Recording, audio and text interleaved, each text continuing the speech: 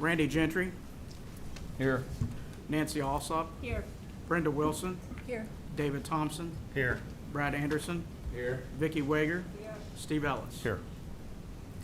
Thank you. Correcting the journal of preceding meetings if needed. May 6th, 2025 Sunshine Meeting is on page 17.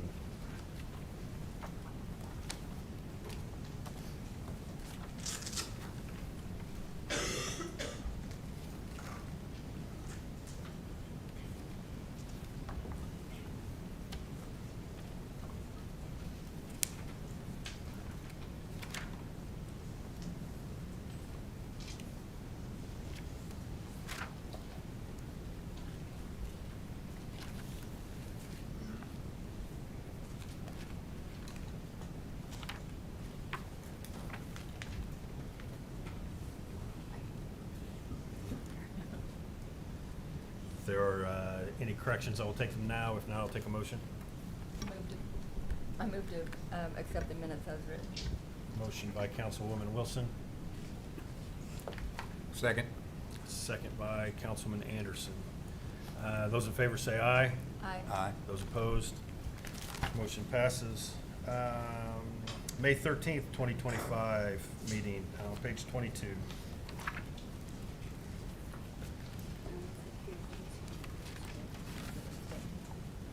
If there are any corrections, I will hear them. If not, I will take a motion.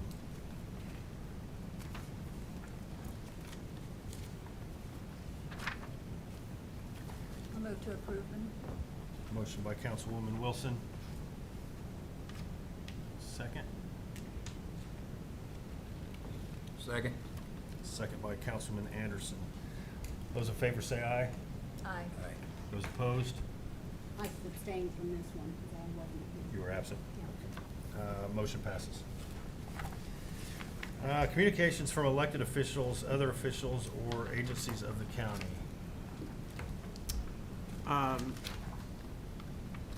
Council, back in 2021, Derivia Energy, Hoosier Jack Solar Project came before the council. Some of you might have been here. Most of you probably were not here, but they received an abatement from the county. And Amber Kim is here with Derivia Energy today to give you an update on the status of that project. Amber.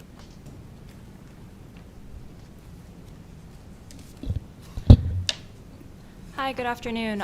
Thank you so much for giving us some time on your agenda to give you an update about our project. So as Mr. Hutchings introduced, my name is Amber Kim. I am Development Manager with Derivia Energy.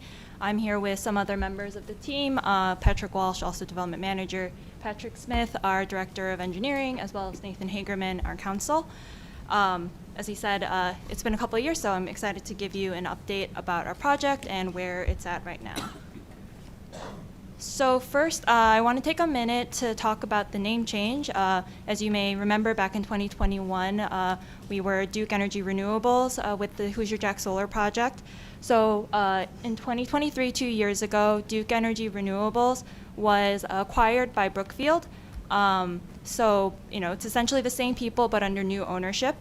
But it has been a few years, so some staff changes. I'm new, I wasn't here 4 years ago, but yeah, quite simply, it's the same sort of people, new owners, rebranded into Derivia Energy.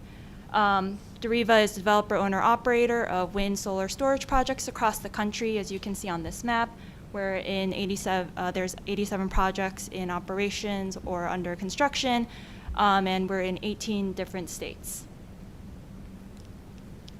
So also just want to give a quick refresher about our solar project. It's the Hoosier Jack Solar Project. It's 175 megawatts, and just to put that into perspective, that's about the equivalent of powering 35,000 homes. So this is a sizable power generation project here. It is located in Vigo County as well as Sullivan County, kind of crossing that border by Farmersburg, with the majority of the site footprint in Vigo County with about 900 acres. It is a single landowner project, which is really great. And the really exciting thing about the project is that it is, of course, on a decommissioned coal mine. It's a brown site, so it's a beneficial reuse of a brownfield site. and right next to what the county deems the Hoosier Jack mega site, which is already sort of targeted for this sort of redevelopment. And it would be a transmission level project interconnecting into Duke Energy Indiana transmission line there. So you may have been wondering, back in 2021 was when we came for the tax abatement. It's now 2025, so what's been happening, what's been going on? The delay has really been because of something called the interconnection queue. So any power generation project, regardless of technology, coal, gas, solar, wind, we all have to go through something called the interconnection queue process, which is managed by MISO, the Mid-Continent Independent System Operator here in Indiana. They manage the grid. They manage what comes on the grid, the demand, supply, et cetera. And the process simply is you apply, and then you have to go through a few rounds of study for them to kind of see what the impact of the project would be to the physical grid, figure out what upgrades need to be made, the cost, et cetera. And then at the end of that, we can enter into a generator interconnection agreement, which actually gives us the right to connect to the grid. So back in 2020, when we first applied for the project, this whole process only took about a year. But in the past few years, there's been a huge increase in projects that want to connect to the grid, increasing this timeline, causing delays in the study process, and it's taken us 5 years to get through this process. And we actually just signed our GIA last week, which has been a really great milestone for the project, and we're very excited about that. Of course, in the meantime, we have been doing other things to advance our project, maybe not quite as visible, but we've been diligencing our site, doing, I won't go through the list, but various environmental studies that we need to do, cultural studies. There's also equipment for the project that takes years between ordering and actual delivery, placing orders for some of those equipment, advancing design. So those are the sorts of things that we've been doing in the past few years. And with all of this, I'm happy to be able to share an updated project schedule. Right now, we're hoping to be able to start construction of the project late this year, going into mid next year in that time frame, and then hoping to be able to complete the project and bring it online by the end of 2027. So those are our target dates now. And then lastly, want to just kind of touch on the community benefits of the project again. This is a sizable investment. It's going to be upwards of $250 million for the total project, of course split between the counties, but we anticipate at least $140 million of infrastructure being in this county. And that we think, we're anticipating that'll result in over $6 million of tax revenue from the project over the project lifetime, which was about 35 years. With over $2 million going to the county and $2 million to the schools. And then, of course, there are some job benefits as well, with up to 200 construction jobs for the construction period. There'll also be a couple of full-time jobs created for operation of the project, and we'll be trying to hire locally for the maintenance needs of the site as well. And then, of course, again, just the beneficial reuse of this brownfield site. And then lastly, one thing that would be a request for you all is to get input on community engagement. Deriva does want to be a good neighbor and active, good citizen in the community. So, if you have thoughts on ways that you think would be great for us to get engaged, schools, organizations, whatever it might be, we'd love to hear your thoughts. So that concludes the short update. Happy to take any questions you might have. Questions from council? Councilman I- Ellis? Just one quick question. I'm new to this as well. You mentioned that it will derive about $6 million in tax revenue. In what form? In what way does that those tax dollars come in? Property taxes. Okay, so I thought, is there an abatement on the property, or is there not an abatement? There is, but it's not to zero right away. Okay. So there's still going to be taxes, just on an abated schedule. Thank you. Mm-hmm. Councilman Gentry? So that's not excess tax revenue, correct? That's just how much it will generate. Going with what Councilman Ellis asked. Hi, Nathan Hagerman, Taft, counsel for the Deriva. So, correct, it's not excess revenue. There's a partial abatement on the project. just a 7-year abatement, and even in those 7 years, it's not 100% tax abatement on those. But to your direct question, it's not excess revenue, it's just the property tax payments. Okay. How much is the property, council? How much is the property right now paying in taxes, do you know? Right now, they have not developed any property. It's undeveloped brownfield site, which is not controlled or owned. Well, it's So we actually, that is a net, because if it's brownfield and we're converting it into actual use, then that's a net gain for the county. oh, for sure, yeah. Okay, all right, yeah. just wanted, yeah. Thank you, President. Further questions from council? Thank you, I appreciate your time. Thank you. Communications from elected officials, other officials, or agencies of the county. Michael?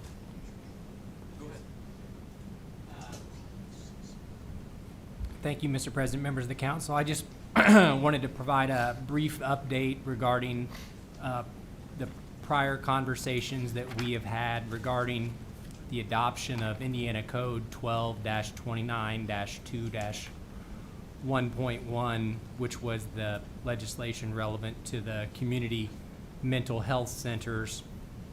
I wanted to report that I have met with Attorney Michael Sakopoulos, who is advising the Hamilton Center Board on the implications of that statute. The full intent of their board is to come before the council once they have some of their questions answered regarding the full implications of the law, but in essence, the message that I was asked to deliver is that the Hamilton Center has every intent on complying with the provisions of the statute. And so, yeah, if there are questions on that, I'm happy to try and answer them, but that was the substance of the conversation. So. Thank you. Questions from council?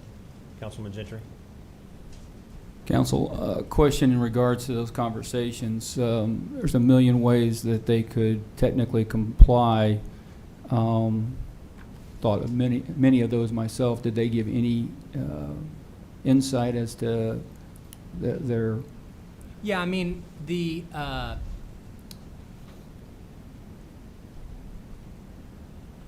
I'll try and give you some of the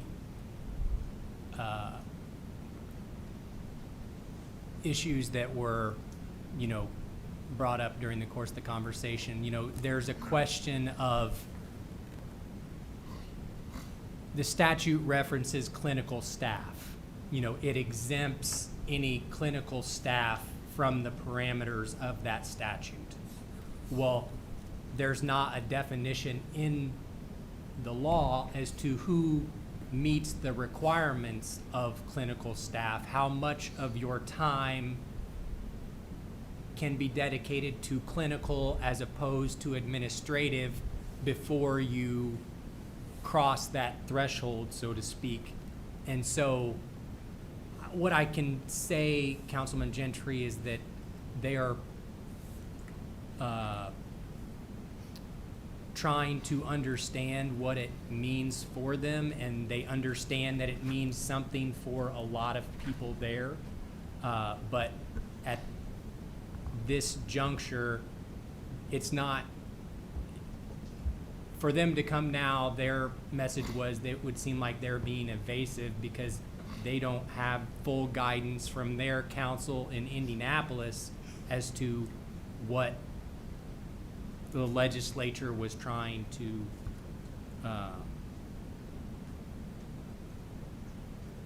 ensure, I guess. So to that extent, it seems to me that the legislation was pointed at their CEO or their leadership. That seems to be what the legislation was designed to go after, and there seems to be a lot of different ways that that you could get around that legislation and compensate folks in various different ways, because I think one of the things the legislation talks about is salary. Did they get into that? Because, I mean, there's ways to compensate people outside of a salary, and we may not be able to see Well- any resolution. And I guess my last question as well, you can follow up, so that way, turn it back over to the president. But my other question is did they give any type of timeline when they would report back as to their final plans? Yeah, so I would take exception slightly with the idea that the Hamilton Center individually was singled out here. I don't think, I mean, it applies to CMHCs all across the state. And I know for a fact that there are other institutions that I'm aware of that provide services in other county who are, dealing with the same issue. So I don't want to make it seem like the legislation was specific to the Hamilton Center, but it definitely impacts them. And the statute provides that, and I'm quoting here, compensation to any individual employee, parenthesis, not including clinical staff, in parenthesis, including salary and benefits in an amount that is $400,000 or more per year. So it's not only salary, it's benefits as well. And that was one of the questions that Mr. Sakopoulos expressed that they were seeking guidance on, is what fully encompasses that term benefits. Does your insurance policy that the employer may pay on your behalf, does that so in going through the language of the statute, it was pretty clear to me that without some further guidance, I could see where I could have questions about what the full implications of that are. So I understood their position that they were in the process of seeking to ensure that they fully understood it.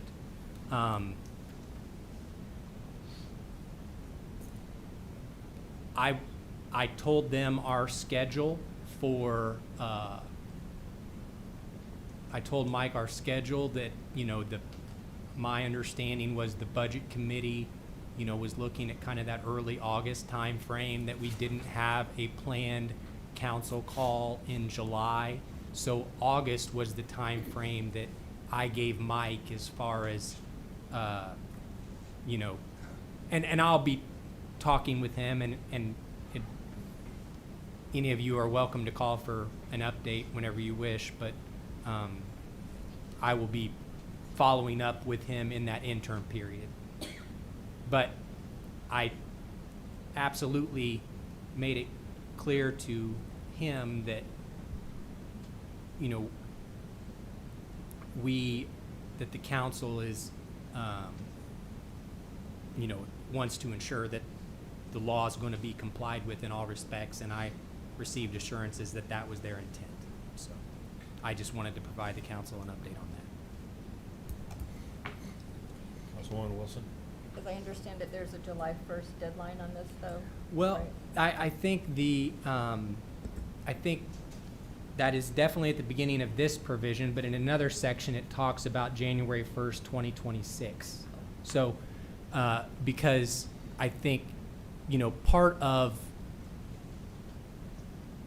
the conversation centered around the idea that at this level of employee, when you're talking about, there's oftentimes employment contracts that are set by the terms contained within them, and they're in some entities can be somewhat of a predicament in that they're, it's either violate the law or break the contract. And so I think that, and I've confirmed this, that Indianapolis has given CMHC's guidance that January 1st is when everybody needs to be in compliance. So because the law goes into effect, or it goes into effect July 1st, that's not necessarily when it? No. Okay. Thank you. Any further questions from council? Councilman Gentry? Just to follow up, I guess, Mr. President, I would ask is come July 1st, are we going to have to make some type of decision as to these continued monthly payments? Or are we going to, council said we got until January, so is there, thought process on that? Like, are we the police in this? Do we have to monitor this? I mean, I'm, thank you. I- Mr. President, I'm happy to try and answer that. You can. Yeah, Yes. I certainly see it as something to follow up on, but I don't know that in strictly a purview sense it is. I mean, I view it as more an executive action as opposed to council from the declaration as to who the community mental health center provider is for Vigo County. So, I mean, in my letter to them, I quoted the statute, made it clear that, hey, we want to ensure that when this comes into effect, everybody understands what it means and that they intend to comply with it. And that was what was assured to me, that they understand how it is going to impact. They just want to be able to get a better grasp on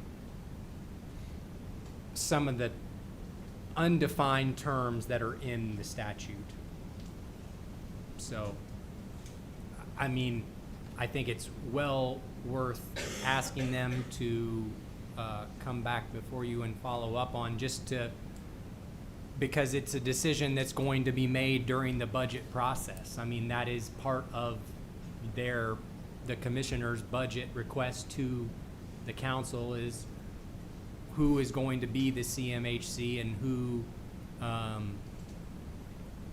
should get that designation in the property tax levy. So I view it as a good time to be having that conversation. Thank you. Commissioner Schweitzer? Boy, that was a lot.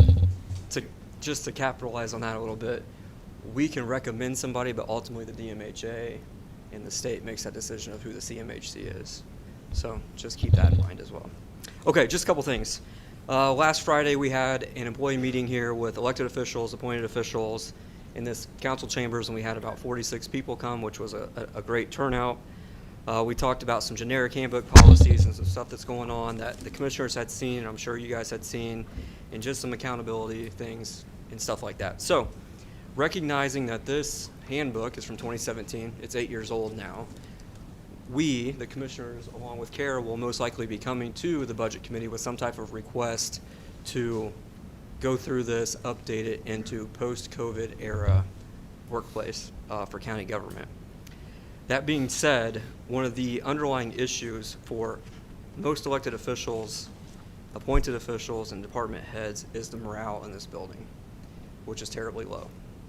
So I wrote a letter. The commissioners support this. Almost every elected official, well, every elected official in this building supports this. But just want to address a couple things with you. So good evening, council members. My name is Chris Schweitzer, and I serve as one of your Vigo County commissioners. I want to take a moment tonight to speak plainly and directly about something that affects every corner of county government, and that's our employees, their morale, and the promises we have made to them as commissioners and council over the years. Over the past year, we've seen the county council respond to individual department requests for raises. And I want to be extremely clear. I understand the intent. We all understand the intent. These raises are often justified and very well deserved in each specific department. But the problem is we've created a system where some employees see their value recognized while others doing equally important work are left behind. And we made a commitment as a county that we would raise all ships together, couple years ago. That promise was not about paychecks. It was about fairness, unity, and respect for the people who show up every day to serve this county. Unfortunately, we have not lived up to that commitment, and it's hurting us. It's hurting the morale, it's hurting retention, it's undermining the trust of our employees, having county leadership, and I hear it from them, and I know you guys hear it from them as well, and it's quiet, and it's respectful, but it's a real thing. It's continued to fester and grow. We're all on the same team: public safety, infrastructure, health, courts, administration, every department, every job matters in this building. If we continue to play favorites, even unintentionally, we risk losing not just good employees, but the trust and cohesion that makes government work. So I'm asking today publicly and respectfully for us to revisit our approach to this situation. Let's develop a unified compensation strategy that honors the promise we made. Let's bring everyone up together transparently and fairly, and let us invest in the people who invest in Vigo County every single day. So appreciate the opportunity to speak, and more importantly, thank you to our county employees for their patience and service as your continued dedication in the face of this challenge. I know all three county commissioners are committed to refining or implementing policy using a personnel committee or whatever ideas we might collectively have. And I just want to reiterate, although this handbook is 8 years old now, one thing during my time on the council, and David, I believe you thought you started this way, and Brad as well, Vicki, maybe you too, we had a personnel advisory committee.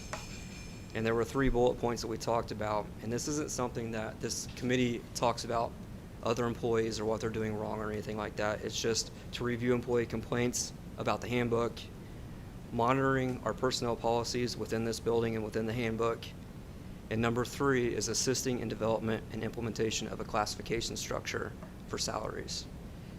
That personnel committee consisted of, back then, 3 members, which was 1 county commissioner, 1 member from the county council, and Kara Wright, or if she would designate Jordan as that appointee.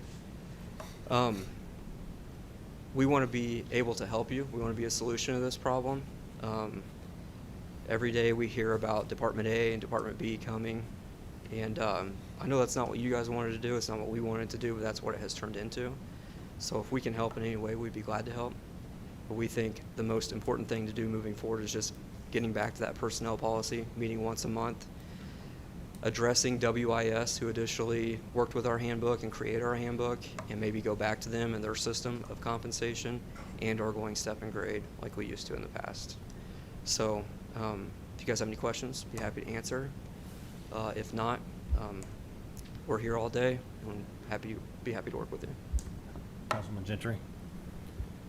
Commissioner, I think we're long overdue on I appreciate you stepping up and talking to us. I appreciate the fact that there was from all reports, a very positive, productive meeting on Friday.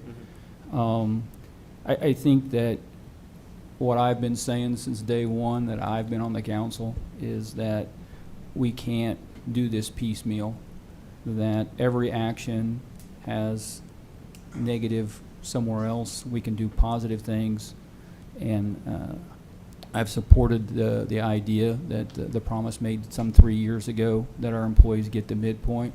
Seems like the right thing to do if we've got the money. I'm a little fuzzy on whether we've got the needed resources to do that at times, but I just appreciate you meeting with all the employees and letting them air their grievances. I too am bombarded by text messages and phone messages from department heads and county employees. I got a feeling you're probably more than me, but you know, I feel like a broken record. It's like, let's just get everybody to midpoint if we've got the money, and reset button, and let's move forward as a group, as a team. So thank you again for your presentation. Thank you. Then I want to make it abundantly clear to Council President that as county commissioners, we know we're not your boss. We know we're not other elected officials' bosses, but we do control the handbook, and you know, sticking to those policies in that handbook is important for all employees. And also, I don't want to take away anything from the clerk's office. They 100% deserve what they get tonight, if they get it. Just asking that we include everybody in this conversation. Any other discussion from council? Thank you. Mark? Good evening, council members. You should have a handout that I gave you a little bit ago regarding the upgrades that are needed to the 4D court to handle the new magistrate. There's approximately $22,000. That includes some new walls, relocation of lighting, ductwork, things like that. As you know, we need to have this up and running by July 1st. It's too late to get on your agenda. So what we would like to do, our maintenance department has the money in the budget, and we would like to go ahead and have them do that, and we will come back to you requesting the reimbursement of that in August. Also on that, down below there, there is no parking at the Community Corrections Building. So we have reached out to John Thompson that owns the former Thompson's Honda, and we could rent 20 parking spaces for $1,500 a month. So we'll need to find a way to pay for that also. Let's see, just want to give you a couple updates on some other projects. If you've been by the old jail north of the courthouse, things have kind of come to a standstill. Couple different issues there. Number one, the weather has caused some problems on that. But mostly there was some utilities that had to be relocated. So we believe that will get started here again and hopefully be done by August. Just wanted to reiterate that that project is well under budget. When I say well, I mean $750,000 under budget. So we have done really well on that project. We couldn't thank Garmong enough for overseeing this project. They kept everything right in line cost-wise, so we're very happy about that. Public defender space that you granted us money to improve that space is nearly done. It's actually operational, just have some painting touch-ups, and that too was on budget. Courthouse cameras, almost all the cameras are installed right now, but what we're waiting on is hooking up the outside cameras, and because of all the rain, we can't do the boring for the outside fiber and power. But yeah, just want to give you that update. If you have any questions regarding the court, feel free to ask me now or later. Councilor Nellis? Just one quick question. Although it's a relatively small number, the $1,500 for the rental spaces, is that under some sort of a contract, or if we find that people aren't using them, are we free to walk away from that? We haven't gotten that far yet. I'm sure there will be some sort of contract. Right now it's 20 spaces. I believe that they will be used. I don't know. Judge Johnson could speak to how much traffic they're going to have, but there is literally no parking space. There are no parking spaces there right now. So, okay. Thank you. Yeah. Okay, thank you. Thank you. Agencies of the county, the public library.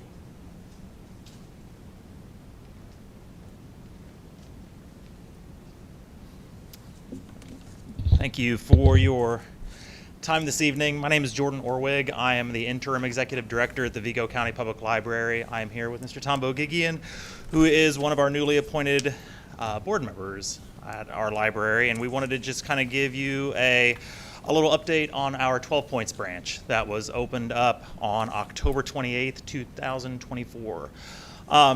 So as some of you may know, this was a multi-year project that we finished just last fall, and since then we've just seen an explosion of activity up there. It's been a great addition to the community. We are very happy to be part of that neighborhood and that kind of historic area of Terre Haute. Since then, since we have instituted that, we have seen, as of yesterday, we saw 649 new library cards registrations since then. I should have had that. I'm hoping, though, I didn't check today. I'm hoping that's at least 650 as of time of this report. We have also seen a number of programs. We've had over 100 programs for all ages, from those that are just for very small, or those general adults that we have seen over 400 attendees as well for that. And that's just the numbers that we are tracking for our programs and our library cards. We also see many people every day that are coming in to use our spaces. We have a playground outside that is starting to see some use. We have an indoor slide that is very popular based on the noise levels that we get from some of the attendees of all ages.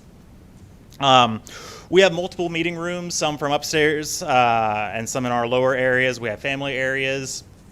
And just to show you kind of a list of the type of groups that we have coming in to use these spaces, we have Girl Scout troops coming in, recovery peer specialists, tutors, Wabash Valley Master Gardeners, Staff Quicks, and Little League groups as well have used these spaces to hold their meetings for different events. Some of the recent things that have gone on, we've had our community kitchen, our teaching kitchen that has been there for staff programs as well as outside groups that have come in to use it. One of the other things that we're seeing right now is we've recently opened up our cleanup space earlier this spring, and we are now getting our splash pad up and going, mostly getting everything ironed out for that and making sure the water levels are where they're at. We have just finished up interview processes for having a part-time library clerk and splash pad attendee to keep an eye on the playground areas as this is picking up, as our summer reading program has kicked off and we're seeing more and more activity there. For our summer reading, I do want to share that system-wide, not just at 12 Points, but as well as our main library, our West Branch, and our 12 Points branch, we have seen over 1,700 people register for our summer reading program, which is over halfway to our goal of 3,000 for the summer. So I'm happy to take any questions. Again, thank you for your time. I would invite anybody here, anybody in the audience as well, if you've not come up to see it, I'd invite you. I'd be happy to give you a personal tour and take you around to show you some of the different things that we've got going on. And the slide works. I've been down it myself, and I welcome anybody to come down and take a look at it. So again, thank you for your time, and I welcome any questions. And if you have, I don't know if you have anything to add or. No, I'm just here for moral support. You did a great job. Thank you. Questions from council? Thank you. I Great. appreciate it. Thank you so much for your time. Any other communication from elected officials, other officials, or agencies of the county? All right, we will move forward. Reports from committees. There are none. Resolutions and ordinances other than appropriations. Amended salary ordinance 2025-14, human resources. Salary ordinance correction, page 5.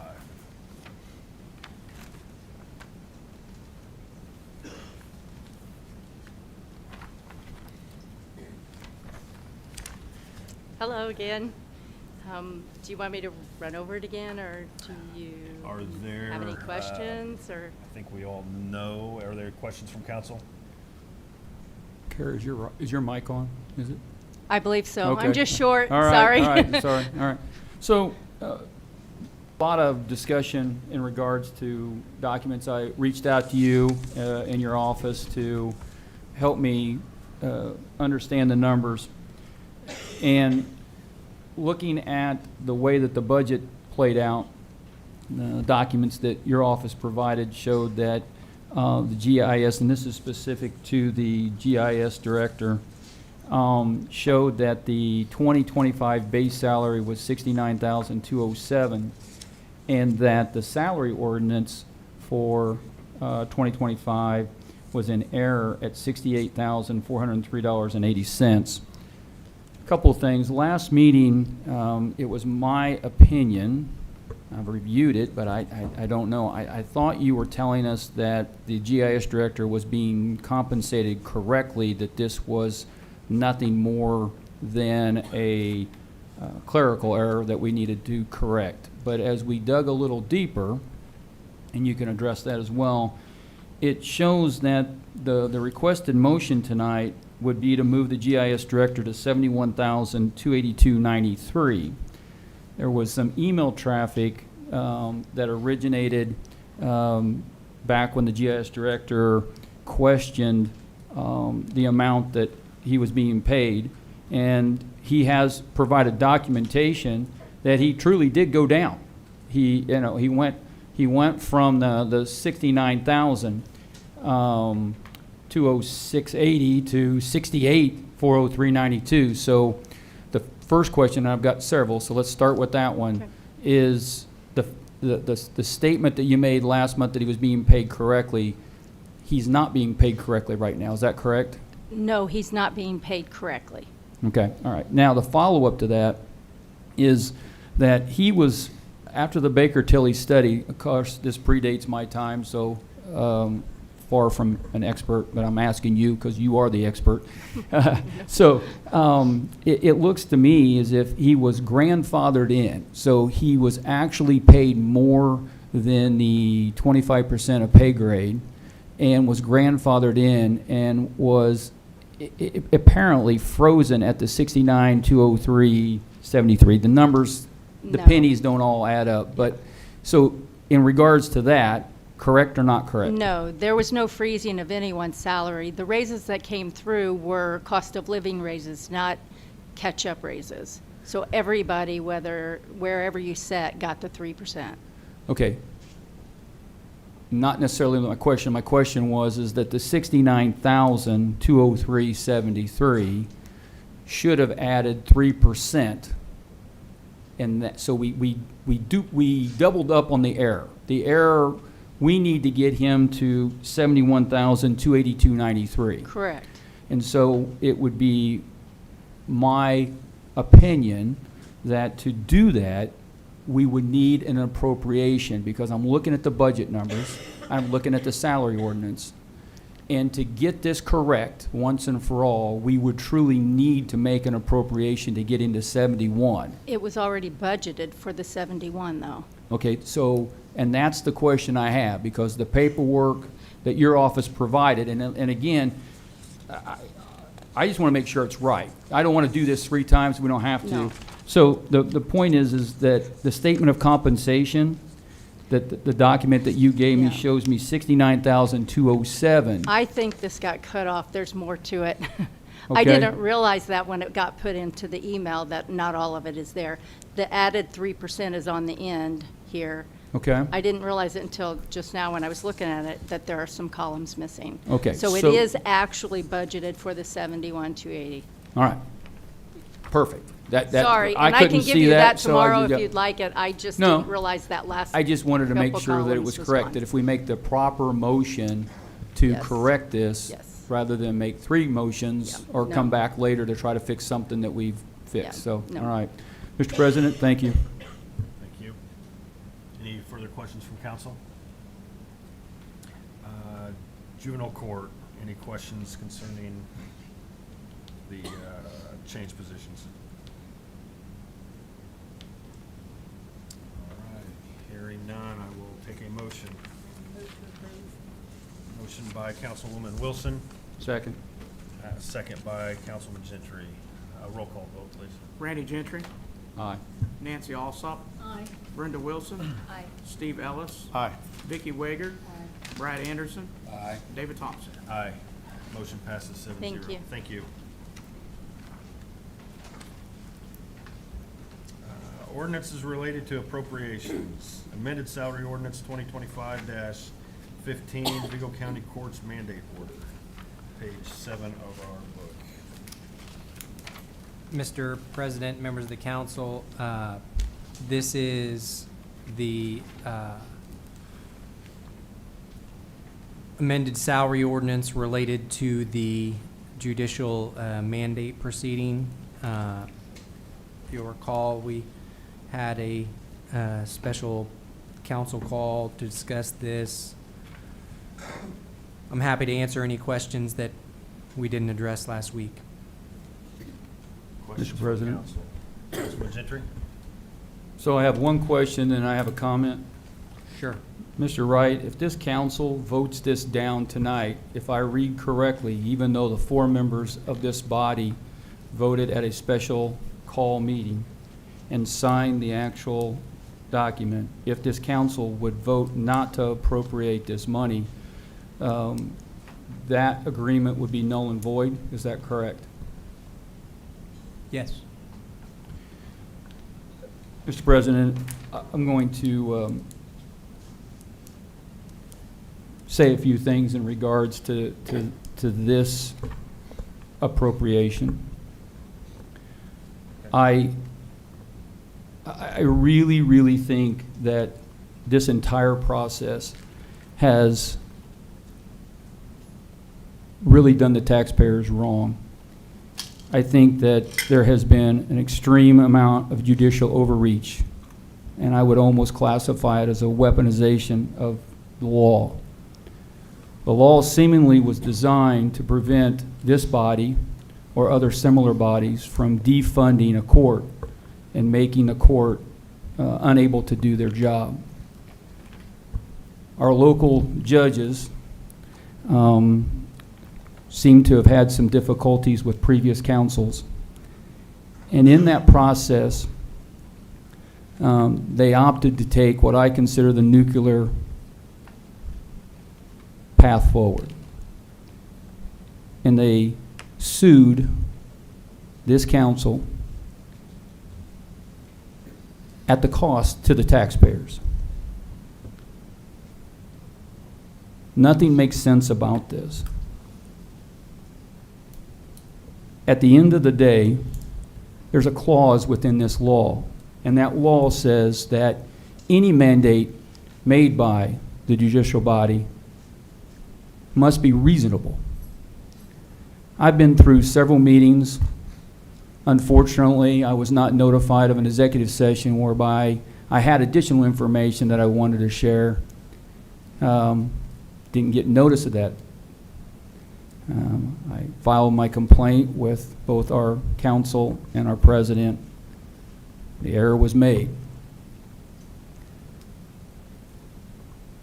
I've sat at the courthouse the day after that, my first day on the council. I sat at the courthouse.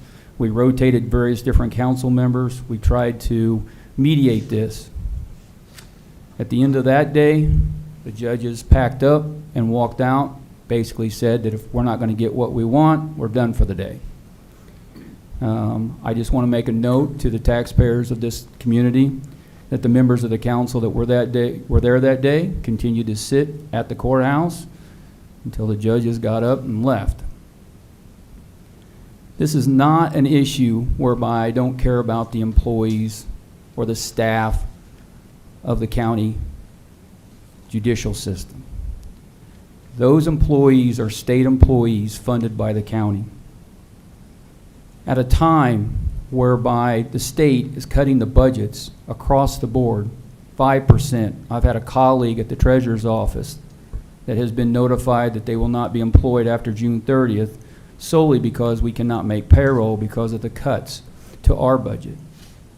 Somehow, somebody believes that it's reasonable that we would then take these so-called state employees and give them 10, 12, 15% pay increases. Add insult to injury, these pay increases, and I don't care if we go one person at a time, it's again not about the employees. Boy, if you're ever one of these employees, you've hit the lottery. Of the employees within the staff of the courts of this county, after we vote on this, if it's approved, 19 of the employees will make more money than the chief deputies of the departments of our county.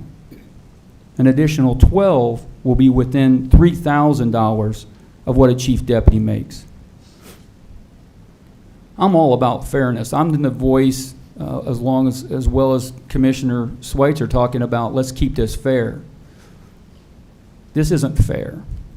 What this is doing is it's turning our salary system in this county upside down.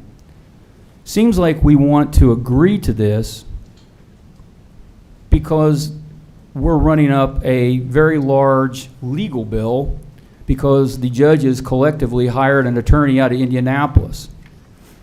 And we're paying that bill to defend reasonable. The process would take this to the Indiana Supreme Court. Some of the information that I wanted to share with my fellow council members that seemingly I was unable to do so in executive session, and I'll say it tonight, was that some of the courts and the judges that have recently taken action similar and gone to the Supreme Court that were denied were advising the judges, at least one judge here locally, that there was no way that the Supreme Court would take this lock, stock, and barrel. We were threatened that this was going to cost thousands and hundreds of thousands of dollars and that it would be best to settle this and move on. It's not that easy when we're dealing with other county employees that are simply asking for midpoint, and we take these employees and we basically turn the entire salary system in this county upside down. It's very, very unfair, and it doesn't really serve this county in a positive way at any point. The idea that we're going to back pay these particular group of employees all the way back to January 2024 because the judges were having problems with the previous council makes absolutely no sense and would have never, ever made it through an actual judicial process in front of the Supreme Court. The amount of money was not even going to get close to what we're actually voting on tonight to appropriate. And I feel at the end of the day, when we're squabbling over the clerk's office, who will appear before us later, over $170,000 some odd dollars to get their employees to midpoint, we probably would have saved at least that. I think the environment that presents itself today, I'm not sure that the judges understand that the Indiana Supreme Court actually files their budget with the state representatives and state senators that we elect. They have to live within their budget. So I'm very disappointed that we're at this point where the judges have decided that there was no other course, no other recourse. I'm very, very upset that I think add insult to the wound, add an insult to us. We let the attorneys representing the judges write the doggone agreement that this council sat and signed, 4 members of this council signed at a special call. So those in the community to understand, I was going to actually present this at that meeting, but I had a death in the family and could not be here. And I felt like tonight was an opportunity to kind of clear the air, state my single opinion. I think this is wrong. I would encourage my council members to take a deep breath and understand that the real process would be to take this forward, let the courts, let the Supreme Court analyze this. I'm guaranteeing that the Supreme Court is going to 100% not provide this entire package, possibly help reestablish the way that the salaries are allocated across the board in this county. Again, I've seen like a broken record, but I'm very upset that each and every month we basically tip over a domino, and then the next month we have another department head wants more money. We have, and they all deserve it. But as Commissioner Schweitzer said earlier, there's got to be a level of fairness. We're messing with people's lives. We're kicking morale, and why? There's a right way to do this and a wrong way to do this, and this is not good. This is a weaponization of the law and being used against this county, basically like a gun to our heads. Do this or else. I would rather take this to the Supreme Court, let them look at this, determine what's fair. Let's compensate our employees fairly. This is not fair. This is ridiculous. Thank you, Mr. President. Do you have any follow-up? Briefly,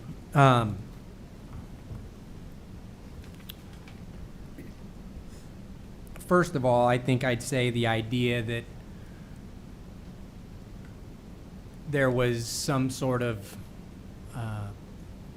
gun to our heads, or that there wasn't a good faith negotiation during the course of this process is misplaced, primarily because I was directly involved in it, and I have an idea of what all went into the crafting of that settlement agreement. And just to give the other council members some perspective, what that settlement agreement does is it does reshape the way the salaries work for quote unquote judicial employees. I agree with Councilman Gentry that our system of funding courts with local property tax dollars, state judges that are elected, it is a system that requires collaboration. And I believe that this settlement agreement does that same thing. It requires collaboration.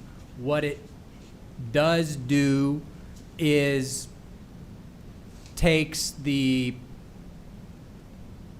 decision related to how to compensate employees that you don't have any role in hiring, firing, or overseeing, and places that with the officials who do have that responsibility. And furthermore, it caps the potential for a judge to unilaterally decide that some person deserves more by virtue of the fact that every year they've got to come back before the council and get the resources that they need to fund their court operations. It's just now, instead of doing that on an individual employee by employee basis, they are doing it in totality. They are coming for one specific sum that they will decide how to distribute amongst what we are now classifying and what I believe, you can now call their employees. And the idea that the judges are getting everything that they asked for at the initiation of the mandate is also misplaced. They are not getting the full request that was put in the original mandate proceeding. What I've tried to stress throughout this process is what is objectively clear from the information that's available to us, which is that our courts here in Vigo County have been very busy for a number of years. And with that, it's not difficult to conclude that the employees might be having to process more cases on a day-by-day basis, and that fact was objectively verified and undeniable. And so the idea that we would be able to go into a hearing officer's courtroom and argue that the people here are not as busy as they once were seemed to me to be an argument that lacked some substance behind it. I'm not saying that there were not other arguments that were made during the course of the negotiation, and I believe those arguments held weight and mattered when it came time to produce the final document that we have here before you. I understand, as I said at the meeting that we had specifically related to this, how this, might advance other conversations that need to be had with regards to compensation. And, we heard more from that from Commissioner Schweitzer tonight, and I'm not oblivious to that. But in my mind, when one source is being called upon to pay for every cost associated with a litigation, which is what we have here, a house divided against itself, ending that litigation as quickly as possible with the idea that it is a resolution that provides some finality for the future. I mean, we cannot go back and change the past. I cannot go back and change the past as much as I might like to, but we are setting the stage for the future of how our courts operate here in Vigo County. And I believe that it is a good and fair agreement, that its approval should be confirmed tonight, and yeah, I'm happy to answer any other questions or comments about it, but you know, the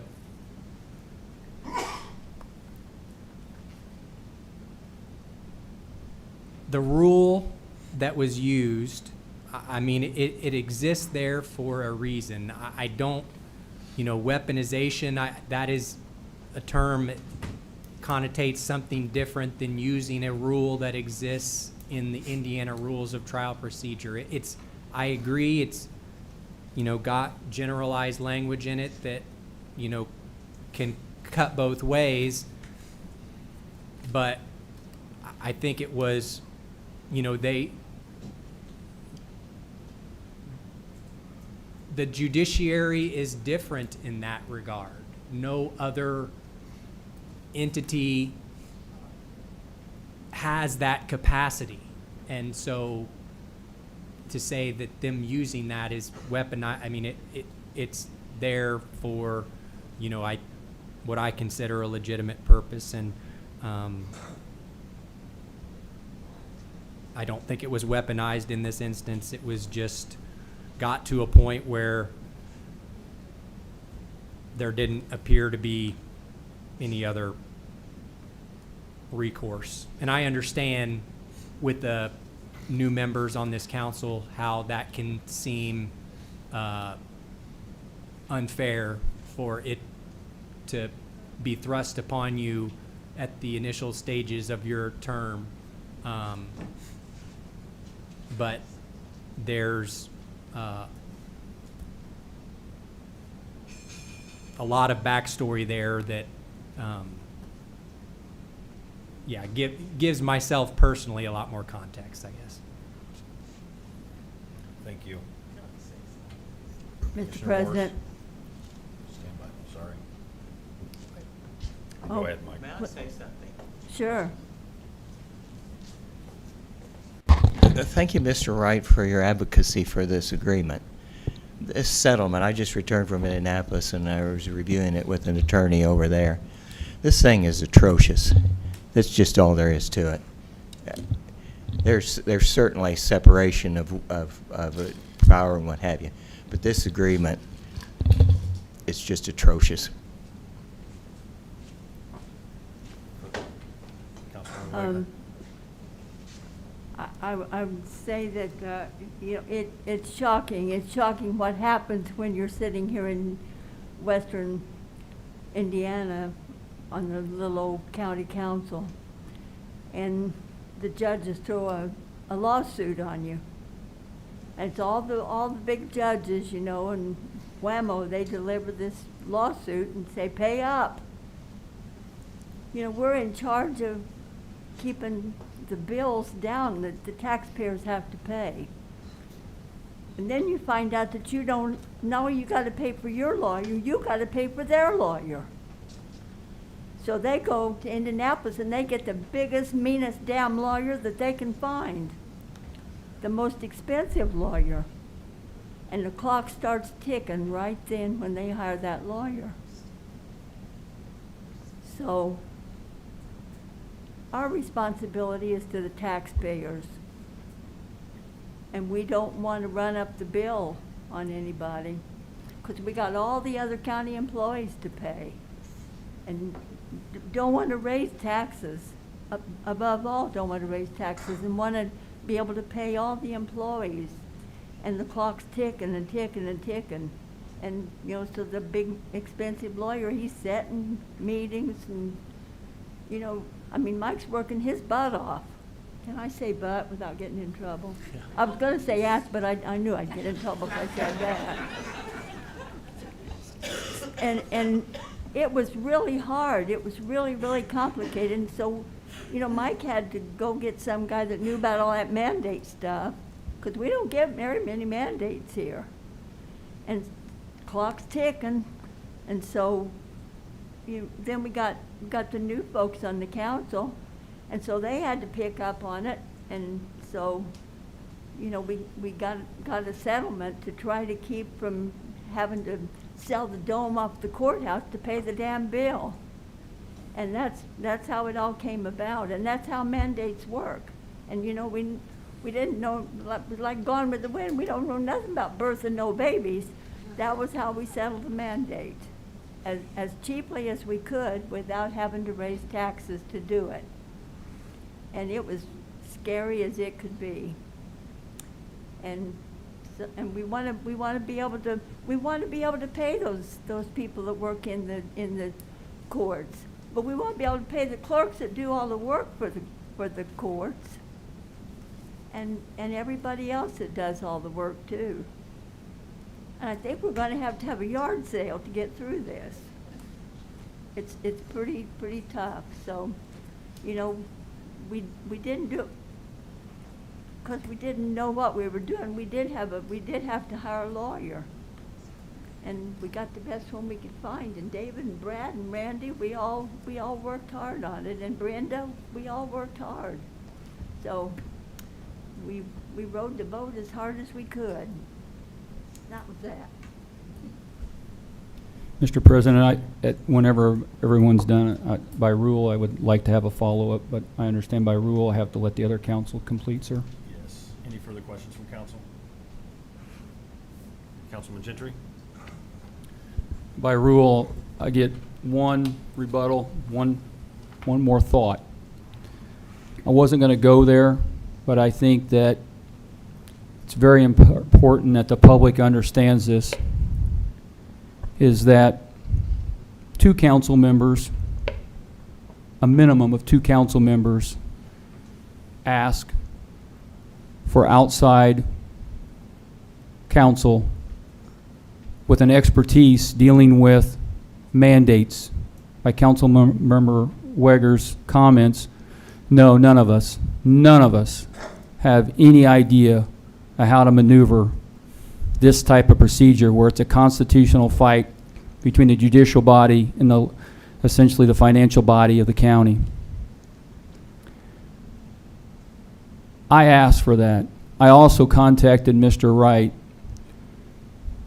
Mr. Wright, very early on, matter of fact, after day one that I sat at the doggone courthouse all day long, that particular day, half the day was Brad Anderson, Vicki Weger was the whole day, David Thompson was the whole day, I was the whole day, and Council Member Ellis came in when Mr. Anderson had to leave. I sat through that. At the end of that day, I contacted Mr. Wright, and I asked Mr. Wright, you know, it's like, what are we going to do with this? One thing he was very clear about, he had no, and I want to repeat this, no interest in litigating this. He was not going to litigate this. His livelihood depends on those same courts and those same judges. The other thing is, it was going to be a huge amount of work, a huge lift. As a follow-up to that, I asked for outside counsel. Another member asked for outside counsel. Not that I wanted to run the bill up, but I wanted to make sure we were getting a fair shake for the taxpayers. Was this the right process forward? Probably would have cost us about $5,000. As Commissioner Morris said, He went and talked to people. I never got to speak up at that executive session because I wasn't invited, but I want to tell you, I talked to several lawyers, and I asked, would you be willing to look at this? A lot of them said they would have looked at it for free. The doggone text message I got back was, if you want an outside counsel, you pay for it. There's no stomach for an outside counsel. My problem with this is that their lawyers, the judge's lawyers, wrote this document. We agreed to it. We've never even had an opportunity to have somebody that is an expert in this area of law to even look at it to determine if this makes any sense. What do I go by? This should be public record, number one. This shows what each one of the staff at that court, in the court system, is going to make. It's not right. It is absolutely an unbelievable increase. The amount of money that's being allocated makes no sense, and it's all because we got scared and decided that we didn't want the legal battle. We didn't want to litigate this. It was going to cost too much. So what do? We're going to write a big check, and forevermore, we get to continue to pay this. And we're going to have to modify other employees around the county to fit into this. Again, where is the state right now? The state is cutting, by mandate of the governor, 5%. We're offering up 10, 12, in some cases even larger percentage increases in people's pay. State employees, remember, these are state employees. State employees effective January 1 did not get a pay increase. They got a one-time stipend. That is the status of where we are at the state. This makes absolutely no sense. And yes, we tucked our tails. We're going to vote this in, and we haven't even had outside counsel with expertise in this type of a matter come and actually tell this council what would likely be the outcome. We had a whole bunch of people guessing, and people with a running number of what that legal tab would look like. If we litigate this, oh my gosh, it's going to cost you $1 gazillion. We don't know that. What we do know is what we're about to pass right now is an extreme amount of money that's going to turn the salary system upside down, and there's no way that we should be passing this. Mr. President, thank you. One point, Mr. Wright, that gentleman who counseled us at that session, he was a former Supreme Court. I'm not going to talk about the mediation. I'm just trying to think of who that was. It was a Supreme Court justice who yeah. He was our counselor. But I can't. Mediator, yeah. Stephen David, a former Indiana Supreme Court judge. We did have counsel. He was Stephen David, yeah. Stephen David was appointed as mediator. And mediator. Yes. Semantics, yeah.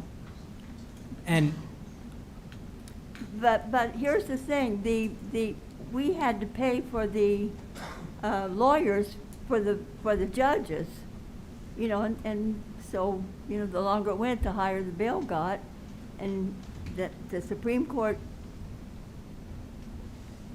mediator. Well, I mean, said you're wise to settle it, or the bill will keep going up. Certainly, a couple things. You know, I can swallow some insults, certainly, but the idea that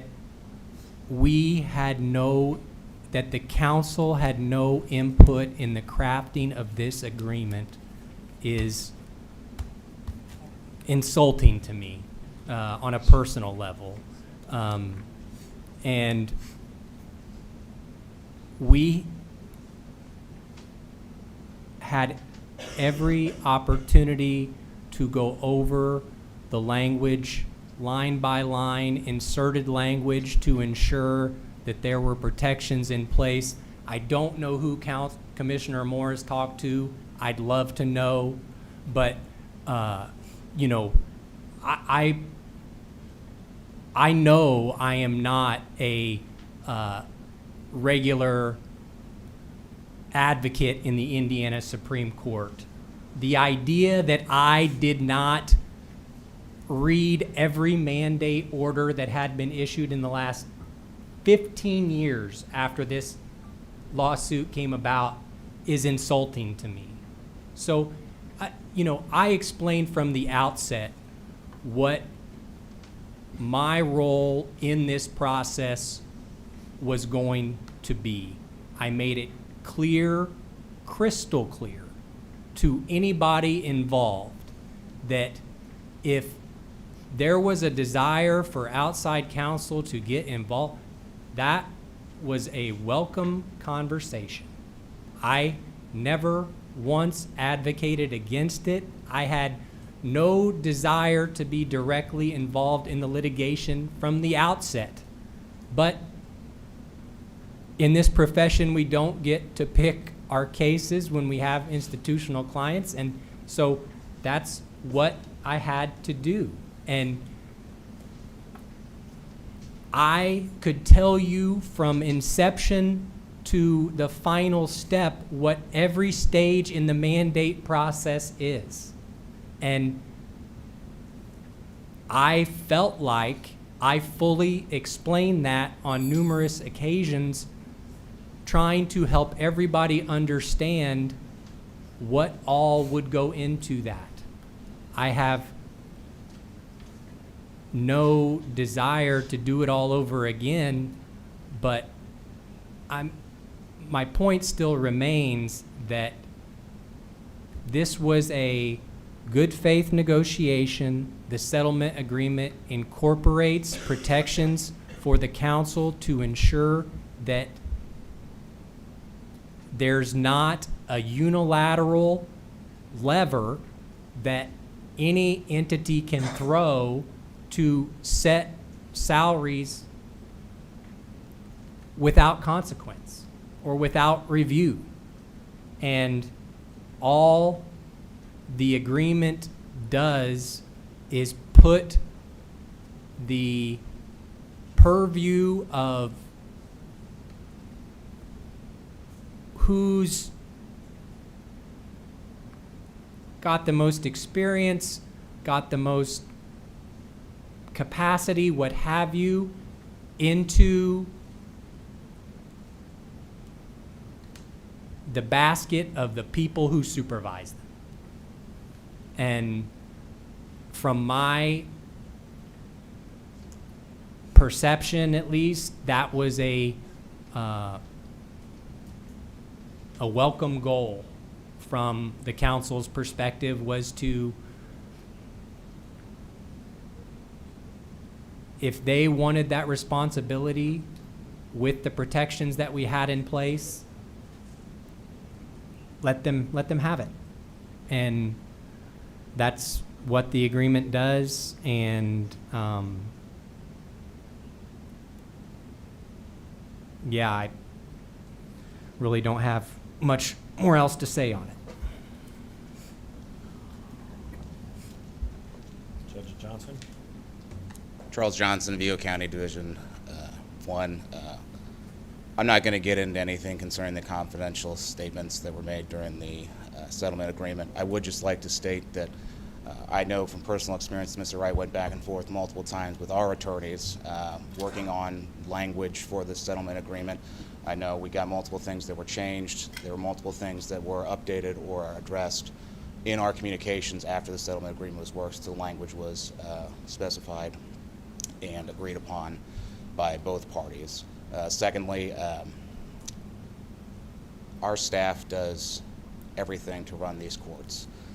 We just got a new court because we are the most needed county in the whole state as far as caseload. And that coming up here and discussing that our staff may not deserve these raises is insulting to them And the idea that they don't do any work or don't deserve these raises is something that I take personal offense to. I know all the other judges would be taking personal offense to if they were here today as well as all of the staff. The idea of trying to work together, move forward from this, I'd had a hope that this was going to put us all behind us, but it seems like that there are certain portions of this council that don't want to work with the judge to try and, the judiciary to try and find solutions for the ongoing issues that this county still faces. We are here after this to discuss the new magistrate court, which is something that the judiciary has worked hard to. I know you've worked hard for to try and get these things done. So I just would like to say that here tonight, and I wish that the council would approve this settlement, and hopefully we can move forward from this and work on the other issues that are currently in front of the council. Thank you. Thank you. Councilwoman Wilson? I didn't attend the first meeting, but I attended the second one, and I think we were kind of shocked the fact that previous council lied to the judges and drug them along all last year, and they kind of were pushed to the point where they didn't have a choice but to file the lawsuit. And I think that we worked hard. We went back and forth, and we worked hard to come up with this settlement. And I do know that, you know, Michael Wright and the judge's attorneys did work hard to get the language correct in this. And having said all that, I would like to make a motion that we approve this amendment. Second. Motion by Councilwoman Wilson and a second by Councilwoman Wager. Thank you. Discussion? Discussion, yes. Mike? Yes. Well, I'm not going to go quietly. That's not my personality, first and foremost, but a comment back to the judge. The mandate must be reasonable. I am not going to sit here and be painted that I am against county employees. I'm the one that actually wants everybody at midpoint. I want people to be compensated.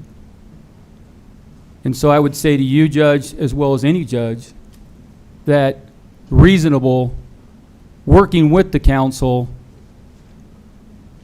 would have been a lot better. And I love how everybody says, well, this is something that started on the previous council, blah, blah.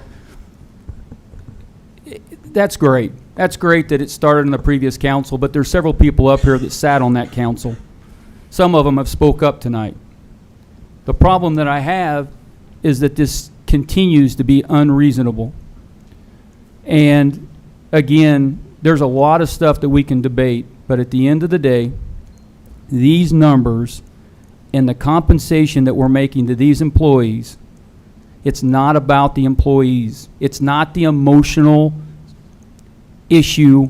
And I know that these employees right now, if they're at home or if they're here, they're going to hate me. They're going to say, oh, you know, you don't understand. I'm valuable. I'm worth. I get it. But the reality is the state's cutting back. These are state employees. And there's nothing in the world that won't keep these judges coming right back and asking for another mandate when this council, during the budget process, doesn't give a raise whenever that situation arises. This is a never-ending scenario, and I remain very, very, very upset, and I think this is an extreme wrong direction to take for the county. So, again, my opinion, I get one vote. And so I thank everybody for listening to all this tonight. Roll call vote, please. Randy Gentry, No. Nancy Alsop, Aye. Brenda Wilson, Aye. Steve Ellis, I have to abstain. Vicky Wager, Aye. Brad Anderson, Aye. David Thompson. Aye. Motion passes 6-0. 5-1. 5-1. Or 6, right? Yeah. 6-0 and 1 abstain. Oh, no. 5-1. 5-1 and 1 abstain. There we go. Jeez. Yeah, I can't count that. Additional appropriation 2025-35, Vigo County Courts mandate. That is on page 10, which is what we just approved. Additional appropriation 2025.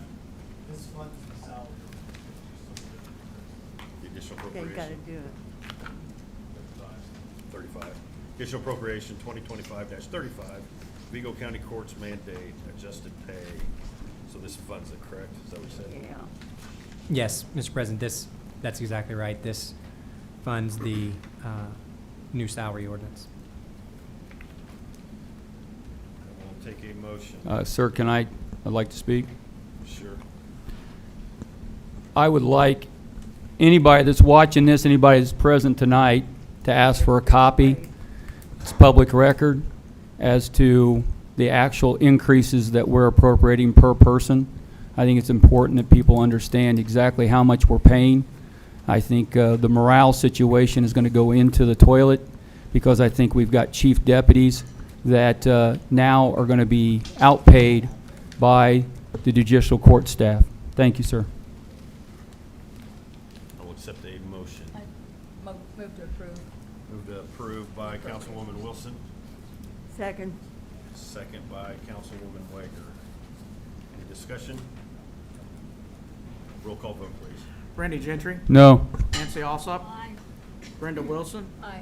Steve Ellis, Abstain. Vicky Wager, Aye. Brad Anderson, Aye. David Thompson. Aye. Motion passes 5-1 with one abstention. Additional appropriation 2025-36, Vigo County Courts mandate order settlement, page 11.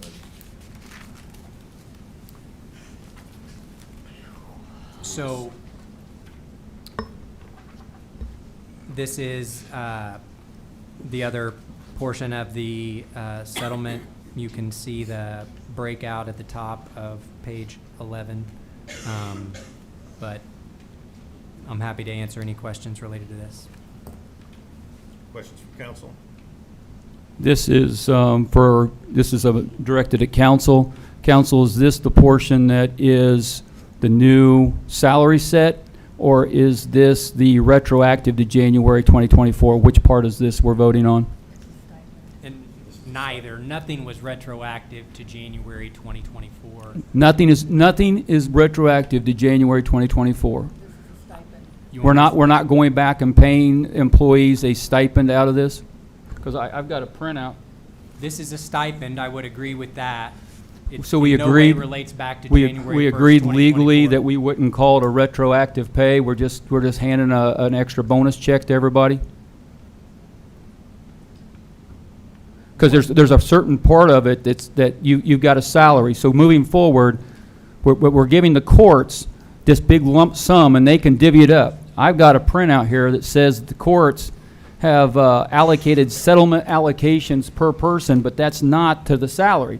And then I also see where the courts have set a salary for each one of these. So I don't really care whether we call it whatever you want to call it. Is this $180,643? Is that a stipend, retro pay, whatever we want to call it? Is that? Or is this the amount of money that we're paying for their salaries moving forward? The former. The first thing you mentioned. The stipend, the retroactive, whatever you want to call that. Thank you, sir. You're welcome. Further questions by council? And we'll take a motion. Make a motion to approve the additional appropriation of $180,000. Second. Motion by Councilwoman Wilson, second by Councilwoman Wager. Discussion? Roll call vote, please. Randy Gentry, No. Nancy Alsop, Aye. Brenda Wilson, Aye. Steve Ellis, Abstain. Vicky Wager, Aye. Brad Anderson, Aye. David Thompson. Aye. Votes 5-1 to 1. Moving forward, amended salary ordinance 2025-16, Circuit Superior Courts Magistrate, page 12 of our booklet.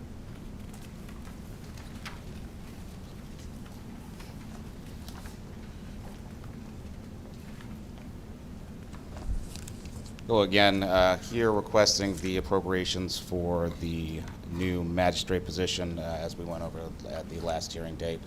We'll help you to answer any questions that may have come up concerning that. Questions from council? Judge, I'm sorry, Mr. President. Councilman Gentry. Thank you.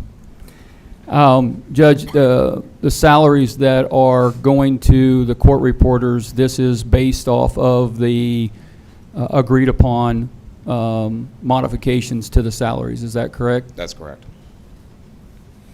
Do you know, I was looking for that piece of paper, and I know it's somewhere in all this paper. What is the court reporter going to make under this for the new magistrate? That'd be $50,871.70. Okay. I think most of the chief deputies make about 54,000. So, anyway, thank you. Nothing further, President. Further questions by council? I will take a motion. Motion to approve. Second. Motion to approve by Councilwoman Wilson, second by Councilwoman Wager. Discussion? Roll call vote, please. Randy Gentry. Aye. Nancy Alsop. Aye. Brenda Wilson. Aye. Steve Ellis. Aye. Vicky Wager. Aye. Brad Anderson. Aye. David Thompson. Aye. Motion passes Thank you all. 7-0. Thank you. Amended additional appropriation 2025-37, Circuit Court and Superior Court, New Magistrate Court, page 13.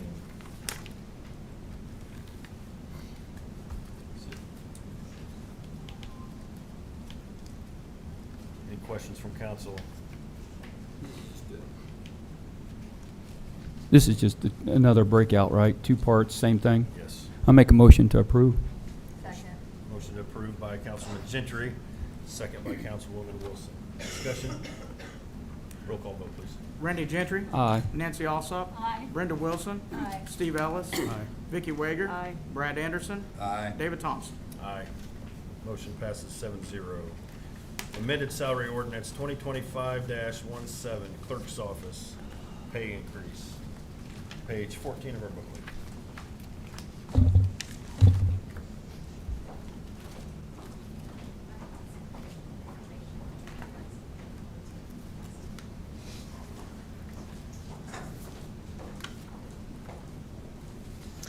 Good evening. I'm Elizabeth Stuyvesant, Chief Deputy Clerk for the Vigo County Clerk's Office. What I have given you is some of my answers to what did come up last week. On the first page, Councilman Ellis, this addresses our turnover rate for the last 2 years. I went ahead and put the last 4 on there so you could see that. On the second page is in regards to my math.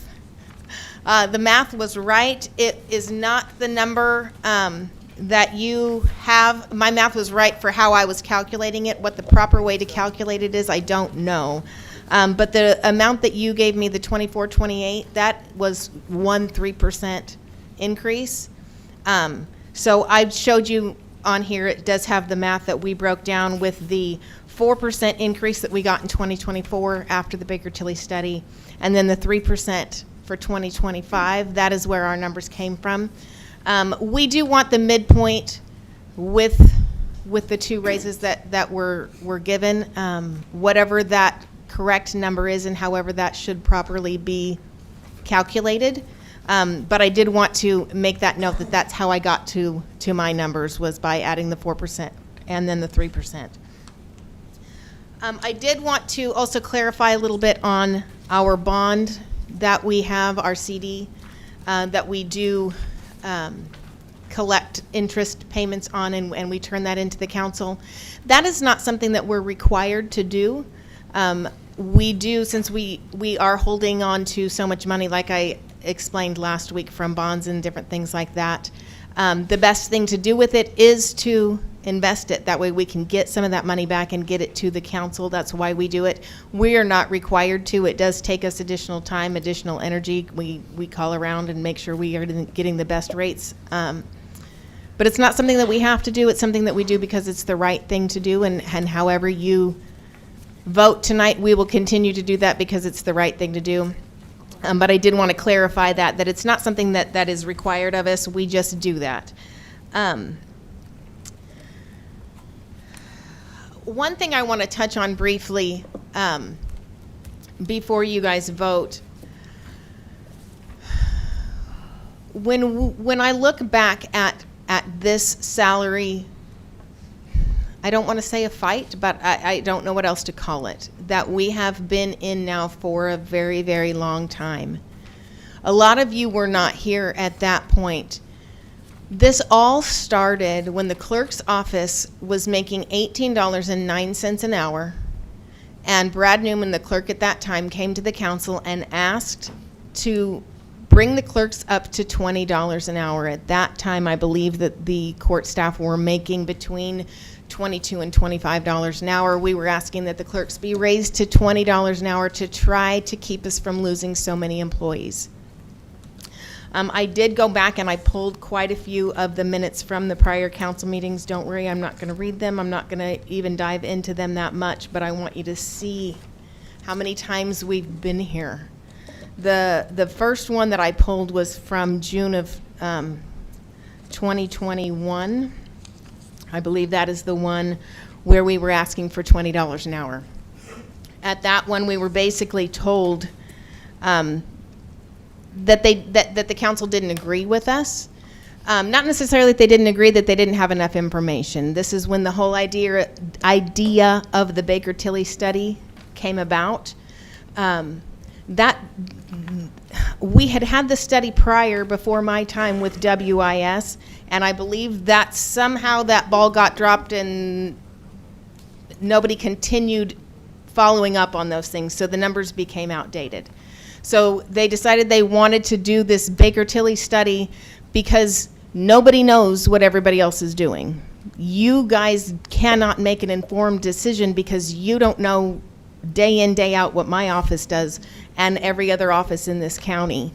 So they decided to hire an outside company who took the time to talk to each department, to dig in and find out with information that we gave them, and then made a determination on that. So June in 2021, it was tabled because they decided they wanted to do a study. September of 2022, it was a no, we got to wait for Baker Tilly to come back. In February 2023, tabled, and this was Baker Tilly information. June 2023, the Baker Tilly was here giving their presentation. In August, again, it was tabled. Finally, in September of 2023, we did receive our raise. One thing that I think sparked a lot of controversy in our building, in the courthouse, is that a lot of people were under the impression that the clerks got this big payout. The rumor was that we were getting, $5,000 in back pay. The back pay we got the raises in September. The back pay went to July 1st. We got about 8 weeks of back pay. I think my check was around $700 or $800. It was not thousands of dollars. But I understand when the study came back and the clerk's office was drastically underpaid, we were below low. We had been saying it and saying it and saying it and fighting because we're losing people. Study came back, we were right. The study came back that our assistant supervisors and court reporters were on the same level. They both got classified into 9s. Now I understand that the court staff is not county employees, they are state employees. I understand that they are no longer subject to the Baker Tilly study. However, we're still in the building. And I will say this week has been extremely eye-opening for me.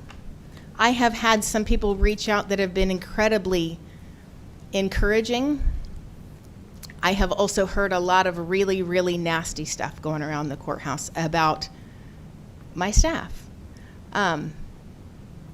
So I want nothing more but to put this whole thing to rest. It's not good for my office. It's not good for the courts. It's not good for the morale anywhere. But we have a problem, and I don't know what the best way forward is, and all I can speak for is for my office. And what I am asking for is what we have been asking for since before June of 2021, when we brought the whole thing. All we wanted was $20 an hour. If the council at that time would have agreed to give us less than $2 an hour, the Baker Tilly study probably never would have happened, and we all know how much money the county has spent since then. So on the one hand, I'm sorry. On another hand, to all of the county employees who now get paid way better than we used to, you're welcome. It worked. The study was right. Did it get every single aspect right? No, of course not. It never does. Some things have to be tweaked. But for the most part, it showed us all where we were supposed to be. And we got it in black and white.